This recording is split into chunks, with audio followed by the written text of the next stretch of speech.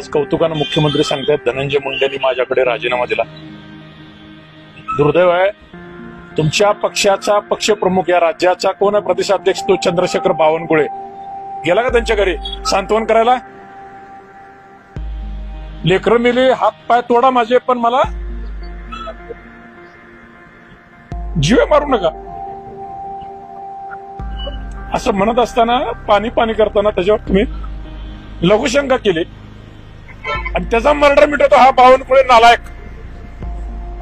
त्याचा पण राजीनामा पाहिजे. तुला पक्षाचा अध्यक्ष म्हणून घ्यायचा अधिकार नाहीये. त्या कुटुंबाचं सांत्वन राहिलं आणि परस्पर त्या धसला घेऊन त्या मुंडेची बैठक करतो 4.5 तास म्हणून तू स्वतः मीडिया समोर देतो. आता जर राजीनामा घेतला असेल तर धनंजय मुंडेला सुद्धा 302 मध्ये आरोपी करावं. कारण राजीनामा का घेतला तुम्ही?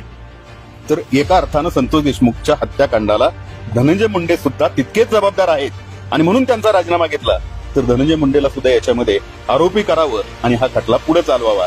आणि ज्याप्रमाणे संतोष देशमुखांच्या मुखामध्ये लघुशंका केली त्याच पद्धतीनं सध्या अटकेत असणारे जेवढे आरोपी आहेत यांना सुद्धा श्वानाचं मूत्र कलेक्ट करावं दररोज आणि नियमितपणे त्यांना रोज त्याचा तीर्थप्रसाद द्यावा की जेणेकरून ही माणसंच नाही हैवानीयत दाखवली आणि पूर्ण यांना हैवानासारखीच ट्रीटमेंट दिली जावी आणि यांना सुद्धा श्वानाचं मूत्र कलेक्ट करून दररोज प्यायला द्यावं अशी एक मराठा बांधव म्हणून माझी अपेक्षा. खरीच गोष्ट आहे, एका श्वानाचं नाही पाहिजे. आपण कसं करतो, एखादं उद्घाटन करायला जाताना सगळं 10 नद्याचं पाणी आणतो का नाही, तिथं सोडत 7 नद्याचं पाणी आणतो, तर त्याला 6-10 असल्या जनावरांचं मूत पाजलं अशा मतं.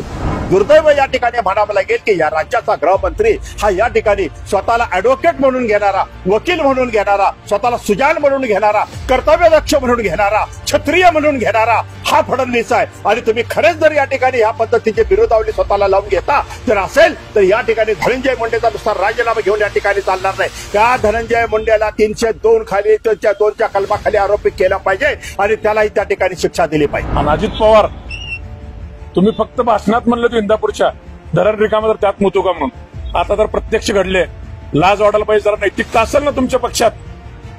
जर मत मागायला परत दारात फिरणार असेल तुम्ही महाराष्ट्रातल्या, तर तुमचे जे लोक अडकलेत आणि तुमच्यात खरंच ताकीद आहे, दादाला लय भारी राज्यकारभारी म्हणून ओळखतात ना, दादा 120 हा धनंजय मुंडे आरोपी आहे, त्याला तुम्ही त्या गुन्ह्यात घेतलं पाहिजे, आमची ठाम मागणी आहे. तर ज्या पद्धतीनं बदलापूरमध्ये असणारा जो आरोपी होता त्याला तुम्ही एन्काउंटर केला, तशा पद्धतीचा एन्काउंटर ह्या वाल्मिकी कराड आणि जेवढे जेलमध्ये आहेत त्या सगळ्या लोकांचा करा, तरच खऱ्या अर्थाने या ठिकाणी न्याय मिळेल. कारण उद्या उज्ज्वल निकम